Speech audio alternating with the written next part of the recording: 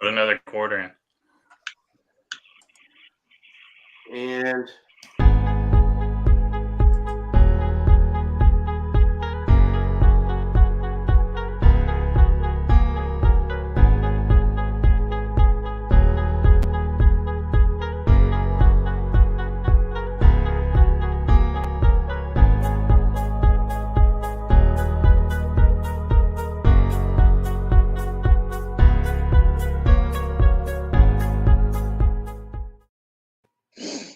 all right. Well, welcome to Masked. This is season 2, episode 5, Maritime Security Talk. I'm filling in. I'm Marco.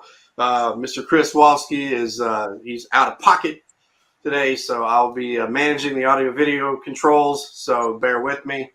God help us. Yeah, God help us. We got Mike Z, Sean Planky, Nick Parham, Julio, and just glad to be here. I'm not even sure what we're talking about tonight, but hey, that's how we roll. So what we will say is the opinions expressed during this recording are our personal opinions and do not necessarily reflect our past, current, or future employers. So now that we've got that out of the way, we can get things kicked off. So how's everybody doing tonight? Fantastic. Awesome. I'm freshly back from the gym, so I'm feeling real good. Feeling good, huh? Cat-like reflexes too, right, Mike? You comb your beard at the gym? I do. Hey, I gotta keep it tight, man. Gotta keep it tight. How many crayons are you eating per day, Mike? With your new about 300 gym grams. diet? About 300 grams. Yeah. Hey, Sean, it's good to see you, man. I'm sorry I missed the last podcast with you. Yeah, you're not the first Coast Guard person to stand me up. Well, I mean, former. He's not Coast Guard anymore. Wait, former Coast Guard person. Yeah. Hey, Julio, so let's get that right. I almost got as much white hair as you do, so I think we're doing something right. We're doing something. I mean, I think Nick is the only one that has like a full brown hair nowadays. I know. He looks That's young. about it. He shaved though. Look at that. Yeah. I'm letting it go. Yeah, the shaving, I had to go with that, man, to change things up a little bit. But beards, beards become high maintenance after a while. You got to start investing in them. Combing in the gym and stuff. That's why I trimmed it down. It's easier. Nick, you're starting to look like my 17-year-old. That's not good. Be careful. He's got that legal behind him. He's got some legal. He'll hit you with some legal stuff. I'm getting ready to go undercover. Yeah. He's our internal legal advisor. So What at a local high school?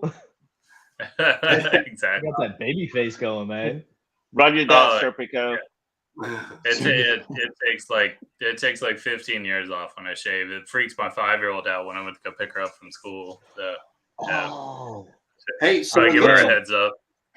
Hey, so Mass Team, I know we've got. So this is season 2, episode 5. Chris labeled this "Hack the Port, I Dare You." So I challenge you to protect the port. I encourage you. Should be the response on that, right? Yeah, there ain't no. Please don't. Well, please don't dare. Let me start. Now I'm gonna give you my Puerto Rican answer from Puerto Rico right now because that's where I'm at. I'm on actually work vacation, but I've been working anyways. Nice. Let's just plan for the worst, hope for the best. I guess. I mean, isn't that what everybody's doing right now? Right. I know there's things are continuing to heating up in the Ukraine and in Russia, and I guess today, our commander in chief called Putin a war criminal, and I don't think the Kremlin's taking that very well. So who knows what that's gonna create, right? All interesting times. So one of the things that I think actually is most interesting about the invasion. I mean, and maybe interesting isn't the right word, but just when you look at the media coverage of it, the media coverage is very much focused on Kiev, the capital city, right? It's all like, is the capital city taken? And if you actually think about the strategy from a military perspective, that South Donbass region and the port, which I know I'll say wrong if I try to say it, Mariupol. Yeah. But that region actually is there was a significant number of ethnic Russians in that region. Crimea was already seized. And that port in particular, the river that cuts through the center of Ukraine goes right to that port. And that's the majority of the economic capacity for Ukraine is actually through that port. So you take that port, you've essentially shut down that entire river, which means top to bottom of Ukraine, you shut it down. And then so you have Odessa, but Odessa isn't really, I mean, it's a good port, but it doesn't have a river connection for that intermodal travel that the rest of Ukraine does. So when people are looking at the strategy, everybody gets so focused on, shelling of Kiev and the capital. And don't get me wrong, right? Tragic and definitely significant. But when you talk about, how do you militarily take control of a nation? You stop the economy and you hit the military, right? And so, you're owning the economics of the situation when you take that port. Not to mention, you've just enabled your entire naval fleet. Russia enabled their entire naval fleet by owning that port. That means they have the whole Sea of Azov by themselves, right? Well, I mean, so if I could say, Sean, thank you so much for just saying that, man, because you're opening up exactly. I mean, that's exactly what I've been looking at is the ports, right, and the cargo movement and the economy, and everybody is very focused on the capital. And I mean, yeah, it's important. It's important, right? But I mean, what would we do without Washington D.C.? I don't know, probably a lot of things. Yeah. Right, but you take Houston. All of a sudden, things move so much faster. Yeah, all the red tape will be gone. No, but I mean, in our history, absolutely.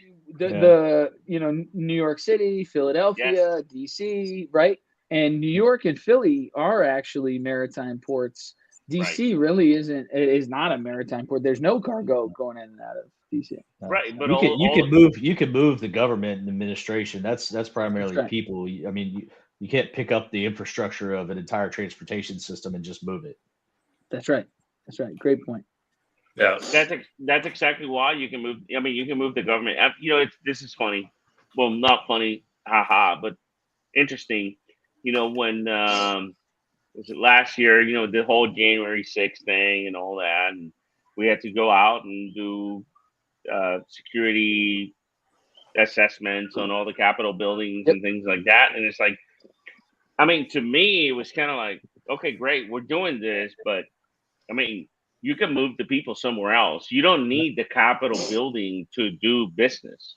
Yeah, democracy is not a building. It's right. Democracy is not a building. So you can move that somewhere else. But when you talk about critical infrastructure and you start talking about commerce, and you start talking about maritime commerce, which is what 90% of the world's commerce is maritime. I mean, you can't take a port and move it somewhere else. You just can't do that. So, yeah, I'm glad that you brought that point up because I have not seen that at all in the media. It's not talked about at all. And I watch all of them, but I mean, not even Fox talking about the economy, right? And the ports and the movement of commerce. And that's a very important thing. That's not what sells news, Julio. That doesn't sell news. Well, I mean, it's the truth. I mean, the tragedy of all the bombing in Kiev, in those more densely populated areas, that's what sells the news. I mean, I hate to say it, but that's reality. There's definitely a lot of strategy that's always involved, and I mean that's going to be happening behind the scenes, and that's not that's not the part that's not the part you can really show on TV. And two, it's just it doesn't maintain the interest. But just coming back to what Chris had titled the episode as, I mean, so Hack the Port, of course, goes to what you guys are going to be attending next week. Unfortunately, I won't be attending, but we've got this. I'll be joining you guys virtually again. Sorry, I can't be making it down there next week. But so that was part of what we were talking about tonight. But I think it does. I think we can't ignore the present situation and the environment that we're going to be holding this conference in. Yeah. And I think if you just look at that first day of speakers that they've got lined up for that Pack the Poor conference, that I'm sure we can look at all that stuff that's we can link all that stuff in the description and everything. Everybody can go take a look. But I mean, you're gonna have Secretary Mayorkas there. You're gonna have some other high level speakers that are gonna be speaking. I think it's really interesting to see how they speak to that, and if they do bring up exactly some of these points you guys have been talking about when it comes to the importance of the maritime industry strategically for a nation, especially one that's linked to the maritime industry as much as Ukraine obviously is, and we are, So not to be, I mean, there's like an amazing lineup, right? You got in no particular order, right? But you've got the deputy commander of Cybercom. You have Jen Easterly of CISA. You've got Chris Cleary of Navy. You've got you have an extensive number of top tier government officials that are coming. I was actually really impressed. And of course, number of members of Congress. You got Mark Montgomery, and as well as the Secretary of Homeland Security. You have a cabinet level official there as the keynote. Can we actually talk about something I thought was interesting of who's not there? All right. Yeah. Bring it. Hey, Sean, before we go to that, just want to clarify, all of us are going to be there. Except Nick. Except me. Except Nick. I mean, Nick's going to be there in presence and virtually, whatever. COVID. I've seen the cutout picture you guys are going to use. You can wear your mask. You can wear your mask if you want, Nick. But, I mean, but anyway, Sean, I'm sorry. Go ahead. It actually cracks me up. They even have Hector from Anonymous, his keynote speaking. At one point, you have Chris Inglis, right, on Thursday. Yeah. National Cyber Director. I mean, I'm just going down this list of like who's who in the zoo. These are Marco's on there like 5 times. Yeah. Right? Yeah. You got. I mean, It's the Marco show. I don't know. I don't know. I mean, he's already on a priority list from Putin. I hear like Marco is like on the list. Oh man, let's not start that rumor. Let's not start that. Hey, but there are some really good folks. We got Josie Long. I was gonna say Josie. You got Michael Milea. Mike Thompson. I've known Mike for a long time. I've been able to work with Josie. So there's some really good. You got Ginger Wright from INL. She's awesome. I mean, this list is excellent. But when I'm saying Tony Benson's going to be there, who is not there, right? Like, who is not there? I would argue where, like, I don't see the leadership from the Sector Risk Management Agency. I see some lieutenants, some lieutenant commanders. I don't see any Coast Guard leadership there. That's a really good point. Where are they speaking? Well, speaking, I don't know about speaking, but I know that they're supposed to send, I think, some cyber, CG Cyber or to support. Yeah. I think, they're sending the doers. They're sending the doers, which I appreciate, right?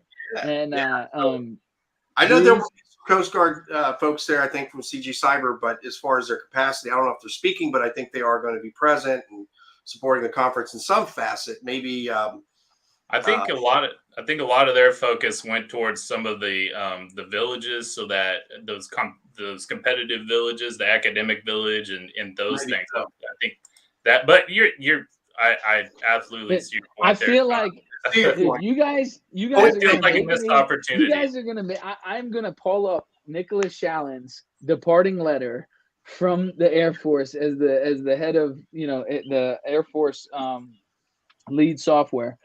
And what did he say in his letter? He said, "We talk a lot, we talk a lot, we talk a lot, and then we don't show up when we actually are supposed to do that." Yeah.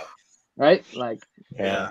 I mean, it's going to be, it started out, and, I think it's great but it really was industrial control systems focused, and it's grown, and so we've got a lot of folks coming in from different leaderships from federal, and I guess one of the things that I encourage maybe for 2023 is try to get some of the asset owners, private industry more involved, get the ports going, get the offshore ship owners or drillers or whoever involved, get some of the stakeholders and it's great to have folks from DOD and from different federal, but it's also, I think, if you're really going to have that collaboration, which kudos to the team here, because we're going to be actually talking about real-time collaboration next week.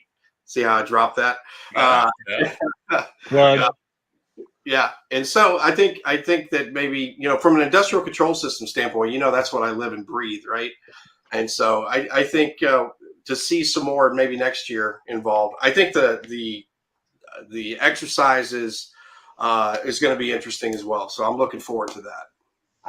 I think you really made a great point there, Marco, about getting more involvement from stakeholders, but particularly on the vessel side of the house. The vessel side is, at least in my experience, is very underrepresented.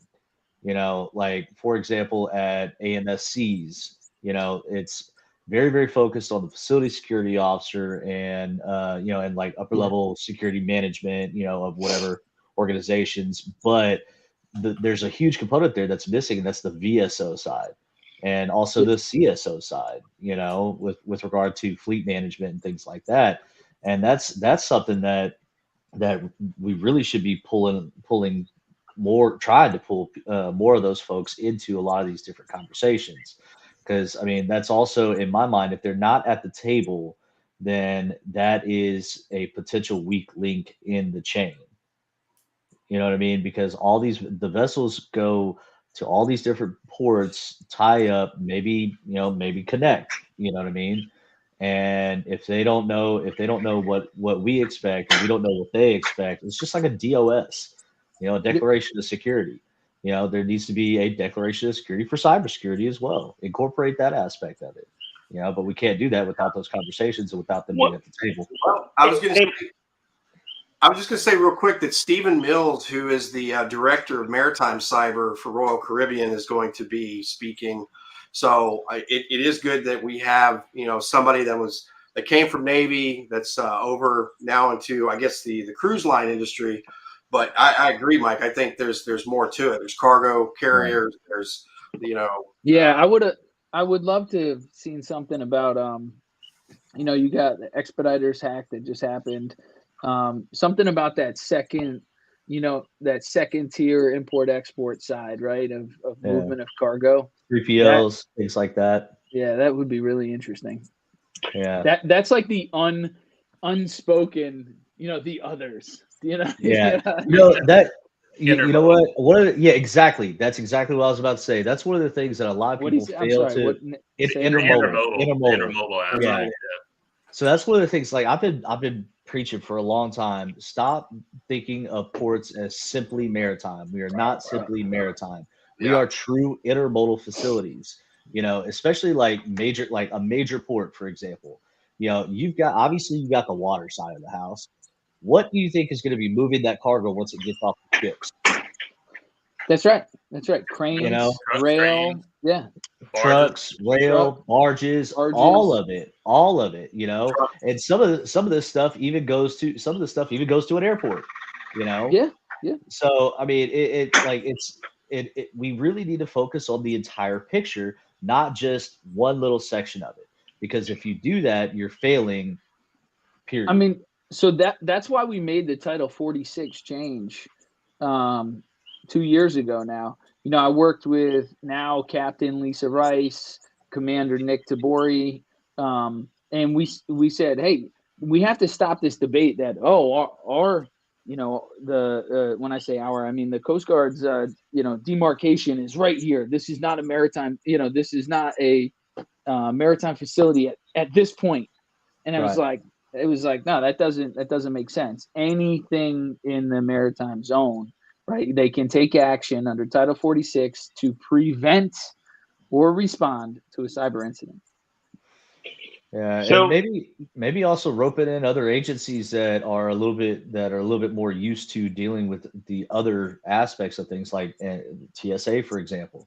TSA isn't just airport screeners. You know what I mean? They regulate rail. You Yeah. know, And Pipeline. pipeline. they regulate. Yeah, they regulate pipeline. They regulate trucking. Mark, you and I knew we were gonna. Yeah. I mean, granted, they might be So- a little heavy on the trigger, but I mean, but still, though, get some of that experience at the table and start talking about, breaking down those barriers, breaking down those silos, understanding that this is an everybody issue. This is not just a singular thing. I So know Mike, Julio wants to. Julio's got a point. God, Yeah, he's like, I see him. I see him. I'm going. So Mike, so point number one is, what do you think this challenge with the VSOs, right?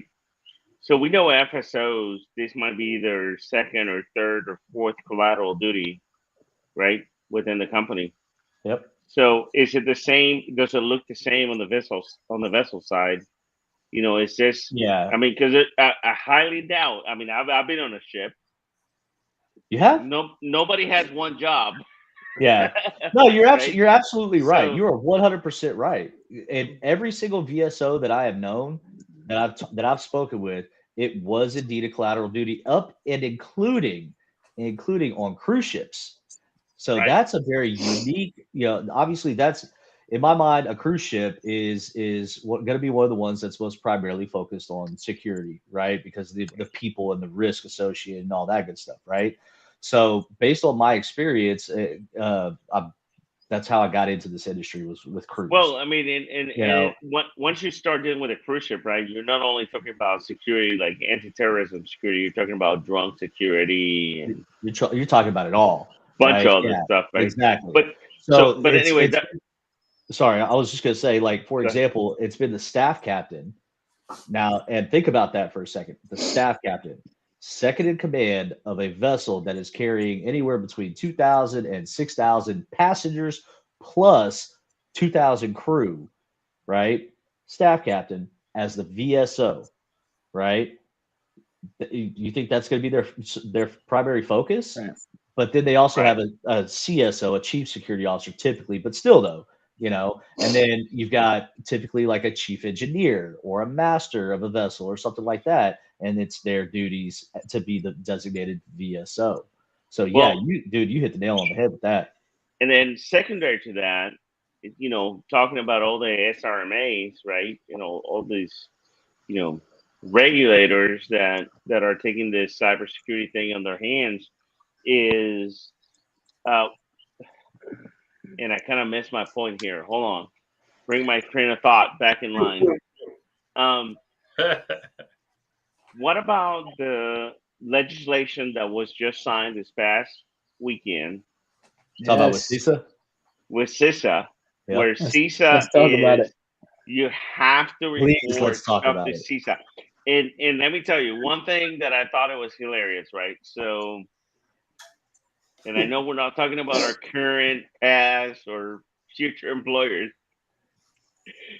but that I got the email, hey, CISA now has the authority. Everybody's got to report their stuff to CISA.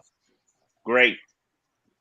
Well, CISA doesn't have a reporting process like the NRC does or anything like that. So, it's like the chicken or the egg and which one comes first. And I guess eventually we'll figure it out and we'll have a process to report this stuff. But how does that work with the SRMAs?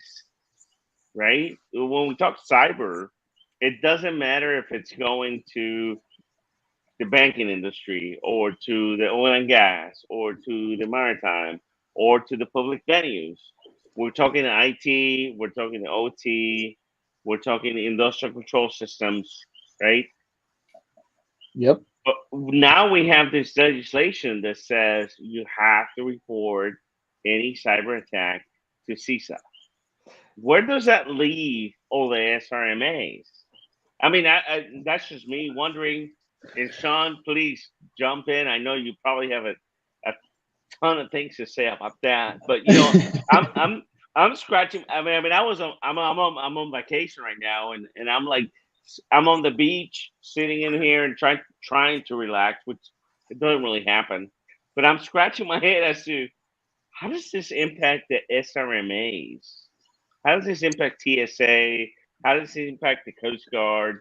Now we have another law that says thou shalt report to CISA. You know what, Julio?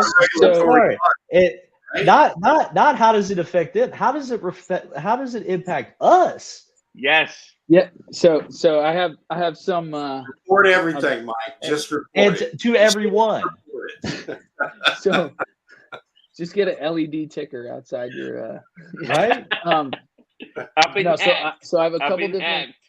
Yeah, so I have a couple different statements there. So the CISA reporting piece had been circulating for a number of years in in and out of the White House and in and out of Congress on where they were actually going with it. So a couple key pieces. One, there is 18 months of rulemaking, Federal Register rulemaking that CISA has to do to take input on this. I encourage everyone to participate in that process, right? The other thing that's interesting about this is it requires covered entities to report substantial cyber incidences within 72 hours. And then if you also, on top of that, the covered entity makes a ransom payment. So they have to report that within 24 hours. Okay. 24 hours, 72 hours. Got it. Yep. Right. 24 hours if you pay ransomware, 72 if you have an What incident. if we wait? What if we pay it and then we think we're going to tell you in 24 hours? I mean, didn't that happen last year in 2021? The FBI didn't really know that the payment was made until like a That's couple right. days later. I don't know. I digress. But Hey, Yep, Marcos, stop Okay. throwing monkey legal, wrenches. legal Stop throwing representation. What is Not the touching rule? that.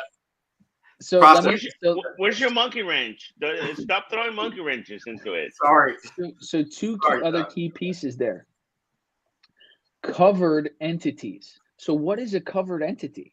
So a covered entity was a Section 9 entity before. That was, an entity that was determined to be critical infrastructure. Well, who determines who's Section 9 or not? CISA. That's all right. The director of CISA decides who's a Section 9 entity and not, or not. Section 9.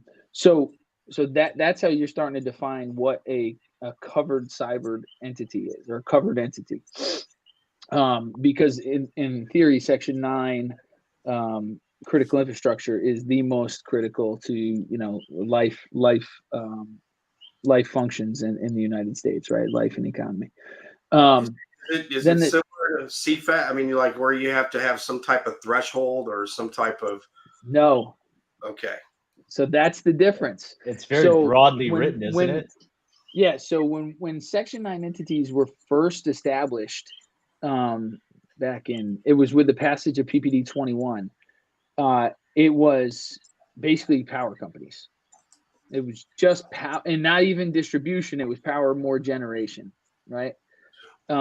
Then that list, started adding year and year, and then when Nick Anderson and I worked at Caesar, we worked with Chris Krebs to add in some of the oil and gas pipeline companies, right? Because we're like, if you just have the generation, we'll have, what is it? 65% of the generation was getting natural gas. So, Right. hey, you need the natural gas supplier to do that. Right. So we added those in, but we also tried to provide incentive to be a Section 9 entity, right? Like if we can increase intelligence reporting to you as Section 9, we tried to open the floodgates on adding in cleared personnel, right? It used to be like, well, I don't know if you need to have a TS clearance or a secret clearance. Well, CISA controlled the secret clearance, but DOE Caesar controlled the TS clearances. So we were trying to push the floodgates on getting people in industry TS clearances, so they have a value of being a Section 9 entity, right? We can, increase the briefing to them. So those are the first two major parts, though. The third part that I think is interesting is, depending on how this rulemaking goes in this reporting requirement, it talks about using third parties, right? So if you're a covered entity and you use a third-party vendor to satisfy, these reporting entities, right? So let's say I use a CrowdStrike or something like that. So now CrowdStrike is actually encapsulated in that mandatory reporting. So in some ways, by using a third party, you've lost your decision-making ability on whether something's going to get reported if you use some sort of MSSP or cloud security provider.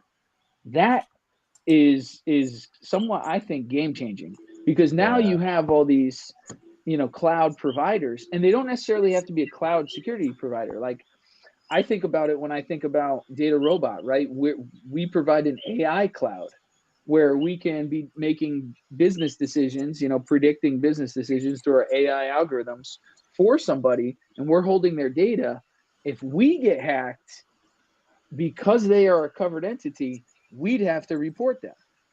Do you know what I'm saying? So like a financial company, a la, let's throw a tangent here, MEDoc, a financial reporting company who got hacked, would then have to report it to CISA, and without, and in good faith, I would hope that they would tell a, Maersk or somebody like that, right? Whoever their servicing thing is, but they're encapsulated in that law because they're a third-party provider for a covered entity.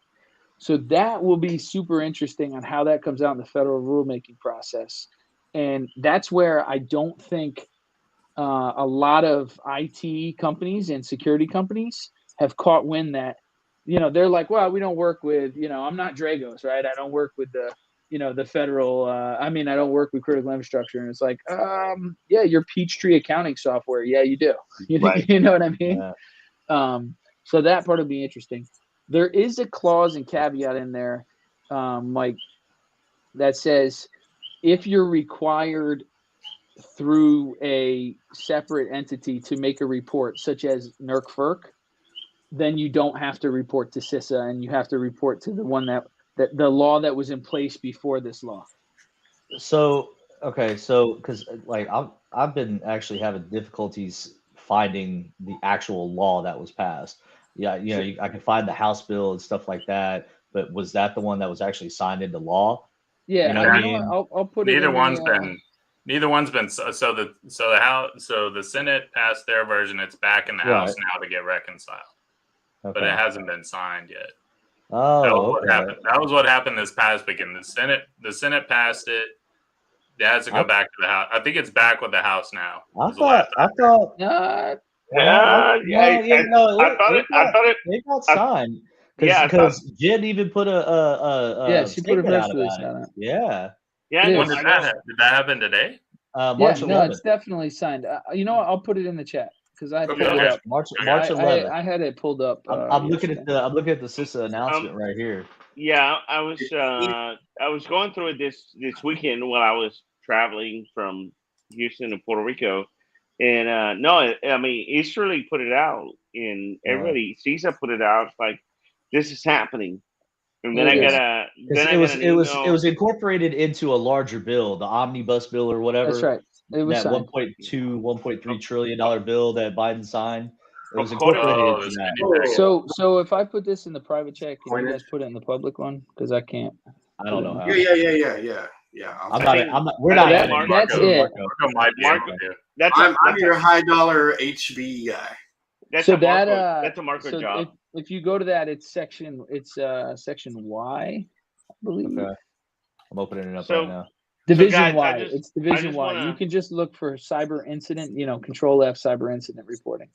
To lighten the note here, because we're getting very serious into a lot of serious stuff. It is very serious, but isn't Section 9 where the Transformers in Yes.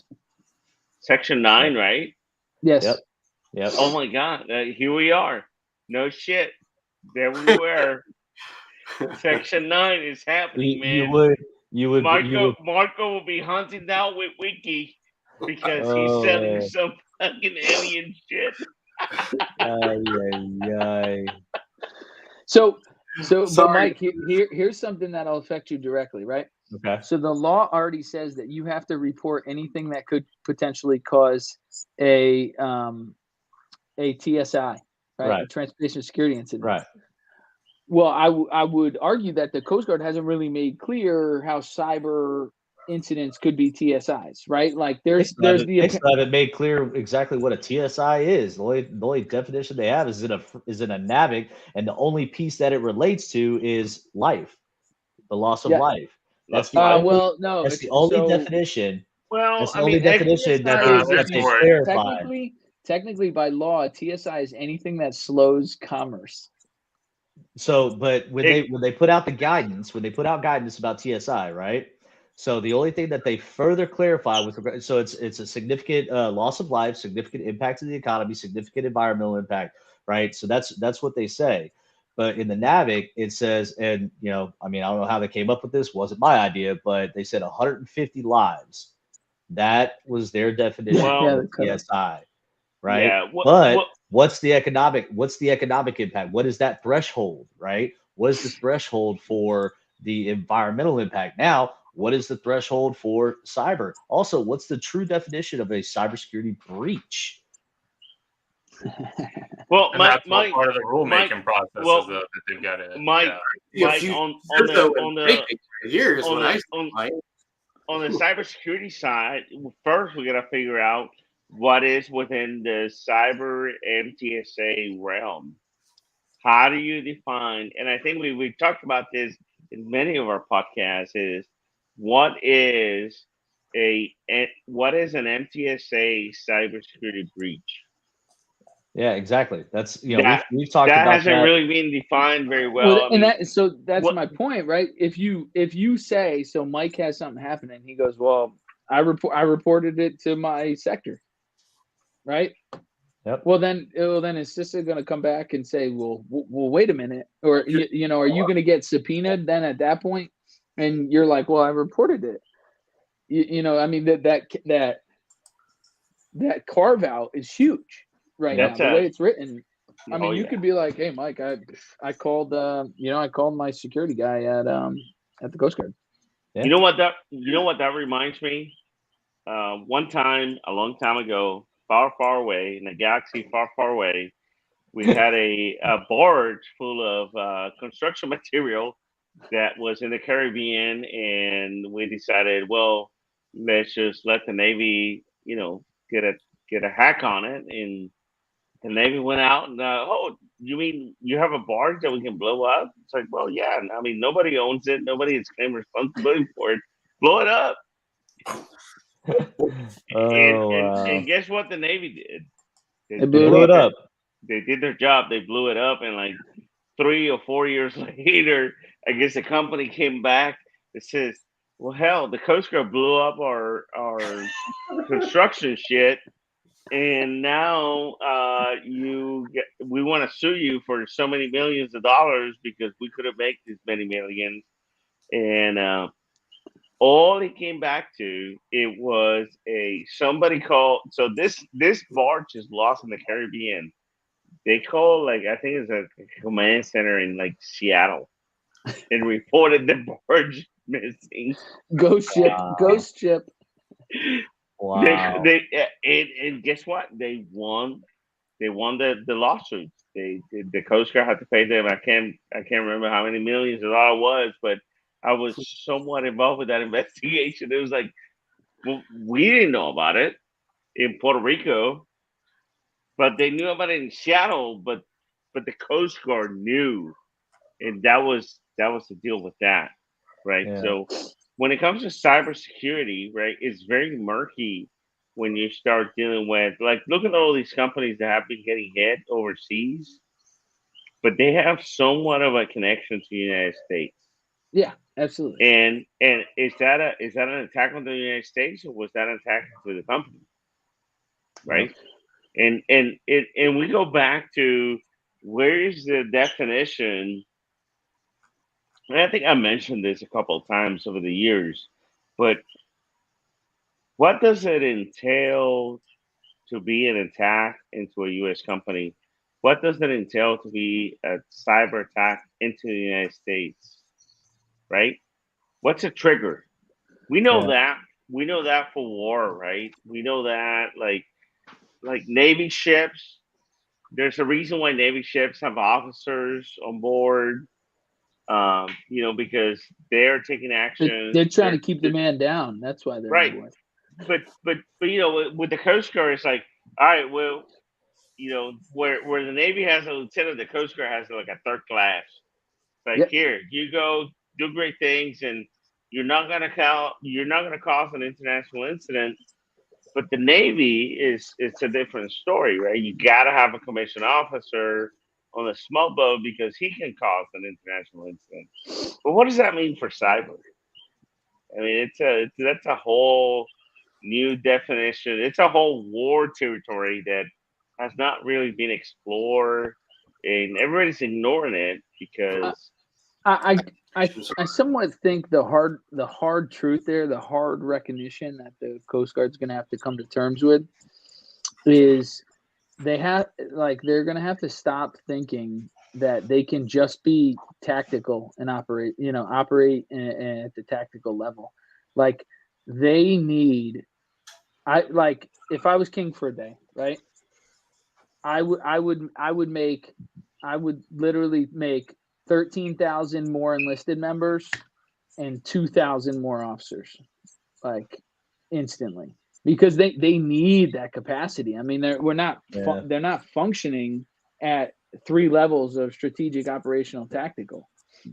This is not the capacity, right? Like, yeah. I mean, you can have the best leaders in the world, you just can't handle it all. And you see that in the like the largest ports. I mean, you got $1 billion a day going through New York and going through LA. You got Houston.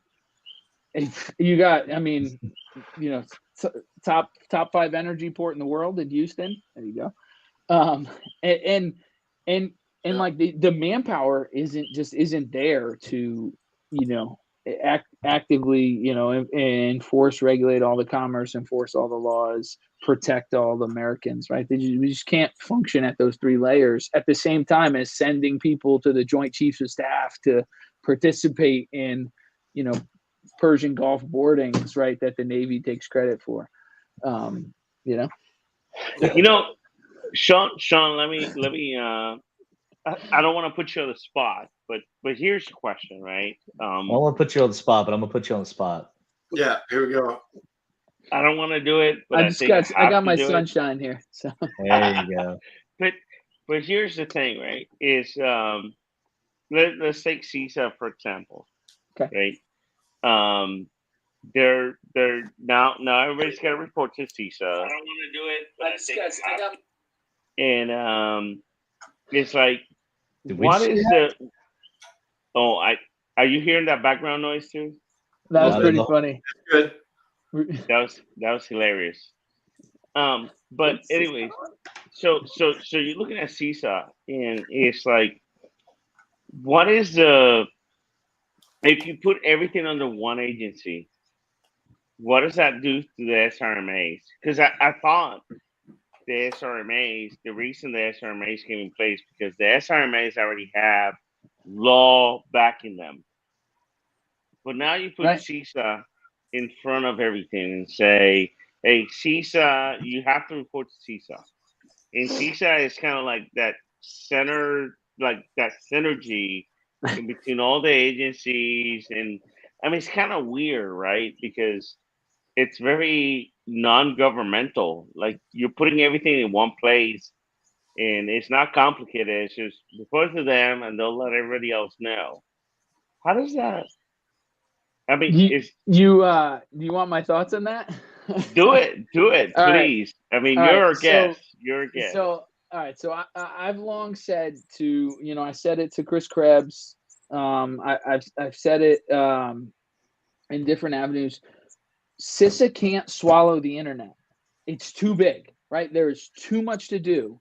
And don't forget, CISA has physical security, federal protection of federal critical infrastructure as well, right? Like, it's too much to try to do it all. Not to mention, if we look at the hierarchy, then you have CISA is an agency, right? You have 4-star military commands in the Coast Guard, and then of course all the other services, right? And you have an agency head. while an agency head is a Senate confirmed position, if in the hierarchy of of the of the nation, of the executive branch, it's not the same, right? Like you are a senior, very senior player, but you're not a peer of a member of the Joint Chiefs of Staff, right? And that might be difficult, but I mean, there is a hierarchy and an order of succession that the executive branch comes out with in every administration, and that's the way it is. So it becomes hard to say that they're going to be in control of everything when you have military entities in play there, right? So that's step one. Step two is, I mean, when we talk cybersecurity, right? Like CISA has the same problem scaling people as everywhere else, right? Even the private sector has the same problem as CISA. That's it's just not possible. I think that they're making some admirable strides in pushing out advisors, somewhat similar to the way the Coast Guard's trying to push out cyber advisors. Nick, we've talked about this. We're still struggling to like the Coast Guard is still struggling to fill those roles. So is there a better way to do it? If you ask me, I think there's CISA is trying to own systemic risk as well as owning operational and tactical risk, right? You have the HURT team going out for tactical responses, and then you have CISA owning 9 critical infrastructure sectors, so we'll call that the operational level. And then you have CISA also being the National Risk Management Center, which was under Bob Kolaski. He left last week or 2 weeks ago, doing the strategic systemic risk to the nation. So one agency is doing all 3 layers of command for everyone else. That's just not possible, and you can't swallow the internet. So king for a day, take the National Risk Management Center out of CISA, make it report directly to the Secretary of Homeland Security, because it's systemic risk for the nation, and the Secretary of Homeland Security owns systemic risk for the nation, right? So move that strategic layer out.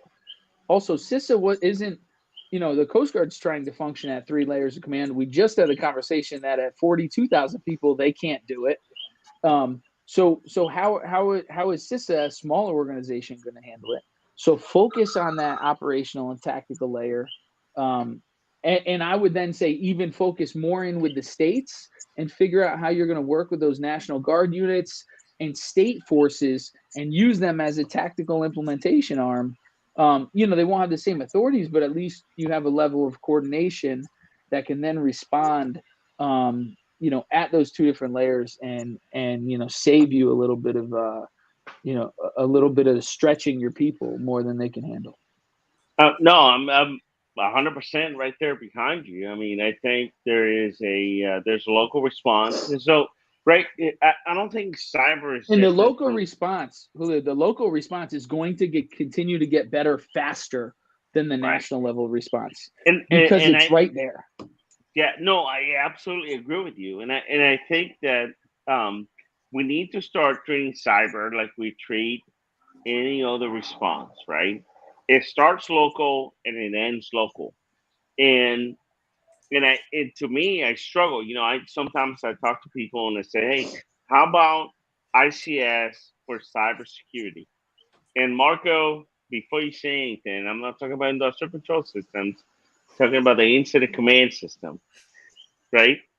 Although I do want to give a shout out for Megan Sanborn. She will be at Hack the Port, and she's doing some awesome stuff of ICS for ICS. Mm-hmm. Oh, wow. But that is important. I remember that like 4 or 5 years ago, I talked to one of my commanders and I said, look, I just don't understand why can't we implement ICS into cybersecurity, because it involves everybody, right? It's not just the cyber side. Is okay, what your continuity of operation looks like, Yep. what your response look like, right? Everybody's responsible for security, period. So there's got to have an incident command system structure that fits within the ICS. And I tell you, that commander, now a captain in the Coast Guard, was like, "You're crazy, Julio. That's never gonna happen. You're not." I thought you were gonna say he was a flag now. That's gonna die. Oh, hey, I would not doubt that she would be a flag, but she's an amazing person. She's an amazing engineer. I respect that, and I'm not gonna say her name, but I respect that woman. You're really narrowing it down, though. You know that, right? I know. Listen, I respect her a lot. Commander that I thing used to is- work with, but that is now a captain and an Stop it. engineer. Stop it! But anyway, we need to start learning from what we know, right? And we need to have a incident command post. We need to learn that cybersecurity, just like security, is security. Period. Yes. Everybody's responsible for it. Yes. Amen. And we need to get into that mindset, right? It's everybody's responsibility to take care of security. And I would like to see more people coming out talking about incident command posts, Yep. right? Yep. And how are we? Because one thing is to have a cyber problem, but how do we solve it, right? You plan for the worst, you hope for the best. Look at all these logistics companies. Maybe I'm coming out of topic here, but maybe not. No. Look at logistics companies in the maritime world. They're getting hit left and right. They're getting hacked. They're getting ransomware. They're being kicked out of their systems. They can't track cargo. They can't track anything, really. So, and that impacts the whole supply chain. Absolutely. How can we make that better? I think ICS it's a good solution to how, hey, we need to adapt and overcome. How can we make it work? So, but nobody's looking at that. Nobody's looking at Well, supply. part of- Nobody's looking at logistics companies and saying, all right, we need to help logistics companies overcome the cyber shenanigans and do stuff like they used to do it back in the day by paper. So, I think you just brought it full circle, right? Go, Mike. oh, sorry. Well, I was going to say. I mean, I really think that I just went on a tangent from what I No. wanted no, to go. it's a good tangent, though. It's a good tangent. You know, I mean, you're absolutely right in a lot of ways. I think, you know what I mean, especially with the way we should be handling, you know, cybersecurity incidents. There's already, why reinvent the wheel? You know what I mean? There's already that foundation there, the mechanism, the whole nine. Why reinvent the wheel? Apply it. Yeah, absolutely. I think one of the challenges with that is the hurdle of trying to get people not so intimidated by cybersecurity. You know, I mean, physical security has been around forever. Cybersecurity, in a lot of people's eyes, although it has actually been around for quite a while, is still a relatively new thing, and they view it as, you know, the Matrix, if you will. You know, but it's not, you know. And then, you know, as far as like the focus on the supply chain side of the house, yeah, I agree wholeheartedly. There should be additional focus there. There have been some good strides in that arena, though. CTPAT, for one, that Yep. is a supply chain security initiative. You And know, there should be a cyber CTPAT. right. They have actually incorporated under their new minimum security criteria additional cyber components, and it's a lot more significant than it previously was, which is great. It's great. You know what I mean? It's still not quite at the level that it could be or maybe should be, but at least it's getting there. You know, we're taking these steps in the right direction. And then you also have international standards, you know, like ISO, I think 27001, you know, that a lot of companies are actually now starting to look at. And you can marry that up with, say, ISO 28000, which is a supply chain security standard for security management systems, you know. So I mean, if you could partner those, and if we could basically take lessons learned from each of these things, right? Compile it into one, because again, we're intermodal, right? So you take all those, you compile it into one, get the education out there, get the outreach out there, and focus on, and then start focusing on, okay, how do we handle these incidents?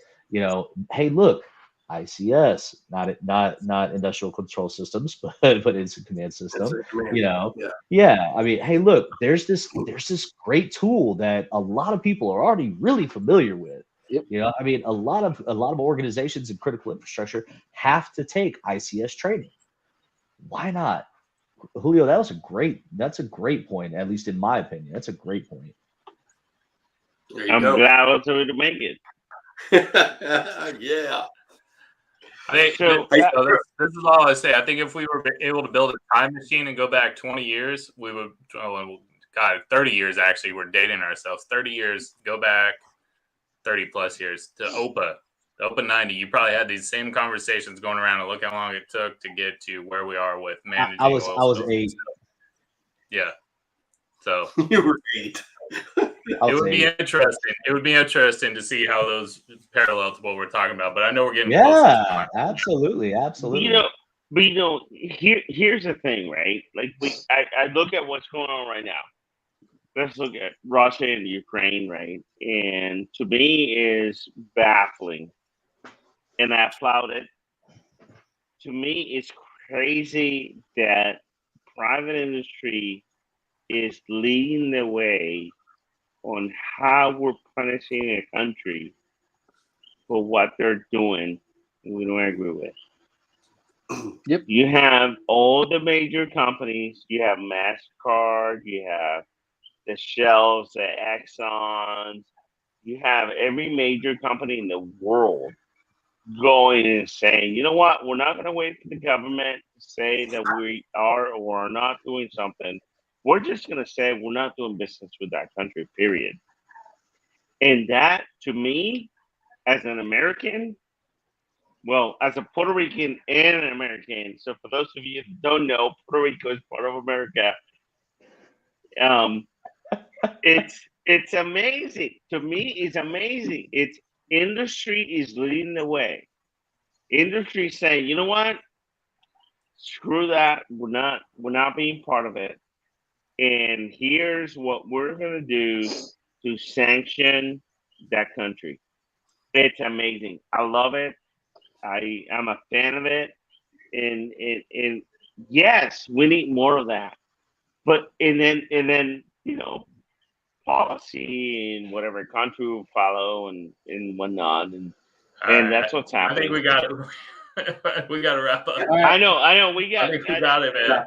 So, All right, check it out. I'm going on a tangent here, but it's impressive. I tell you, As it I would have continues. never. I mean, if we look at World War II, right? That wasn't the case, right? Companies were following the government. In this case, government is following the country. Government is following private industry, which kind of lines up with the fact that private industry owns our critical infrastructure. And that our own critical infrastructure is saying, this is what we're doing, period. We don't need nobody to tell us.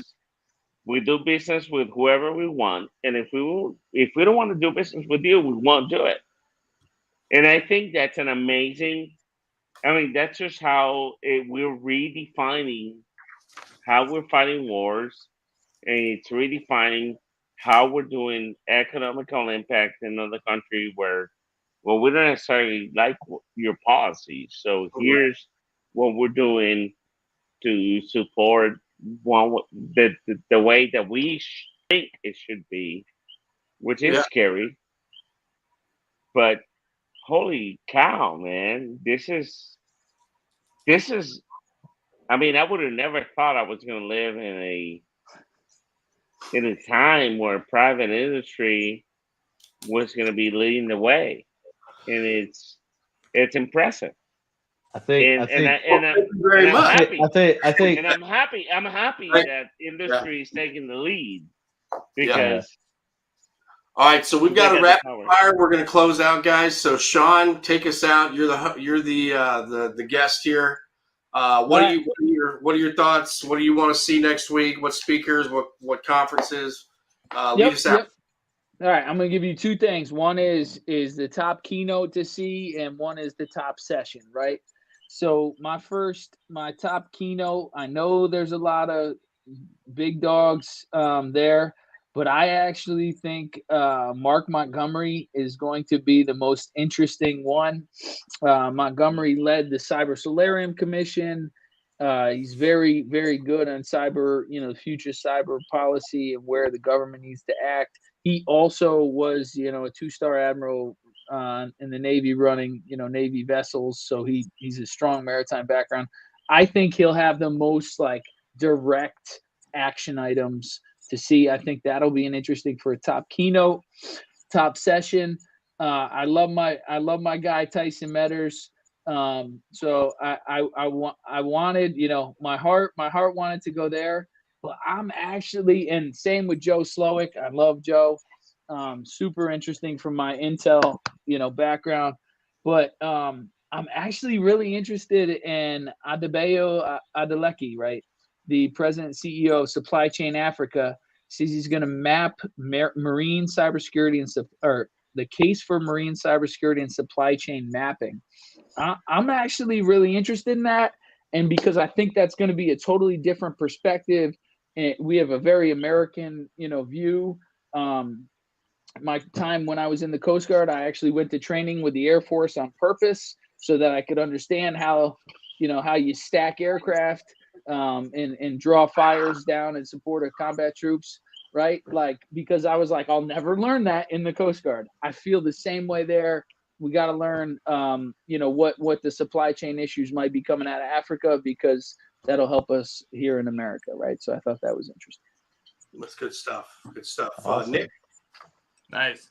I just, like I said, I wish I was traveling next week. I'm gonna, the biggest thing I feel like I'm gonna miss out on is just not being there in person, because it's, just the interactions that go on. And but I think those competitions, the exercises that are going to be going on, I think that's going to be that's really going to be the biggest thing that I'll be excited to see how all that works out, because I think that networking is always key. Awesome. Mike Z? I want to see you. Julio already. I'm surprised you're not filled up with all the seeing me that much. Julio? Well, I got to tell you, Marco. Well, first I want to see you talking at the conference 52 different times, because you're all over that conference. Oh, it's 53. Right. And Mike Z and I will be getting very acquainted during the conference. And I think we're going to have an episode at the conference, right? Is that the plan? Yep. And I tell you, I'm interested to hear from everyone. I'm interested to hear from Israeli about how everything's moving forward. I really want to hear from the administration on how we're going to move along. And I'll tell you this, what I really, really want to hear about is how we're working with private industry to collaborate and to have some, and I'm not just talking about the big guys, right? We all know, the internet distributors and the Amazons and the Comcast and all those guys of the world who have the handle on what's fitting into everybody, right? Because you got the big banks and you got the big internet guys. So, but I really want to hear how we're really going to collaborate, right? That's important to me. I want to hear about how we're sharing information, how we're sharing those IOCs with everybody, because this is not a one company or one government problem. This is everybody's problem, and how we're going to go about it. So, anyway, I'm looking forward to it, and I'm excited to hear about it. And I'm excited that we're going to be transmitting from the conference next week. Yes, we're going to actually be doing several things next week for sure. It's going to be pretty awesome.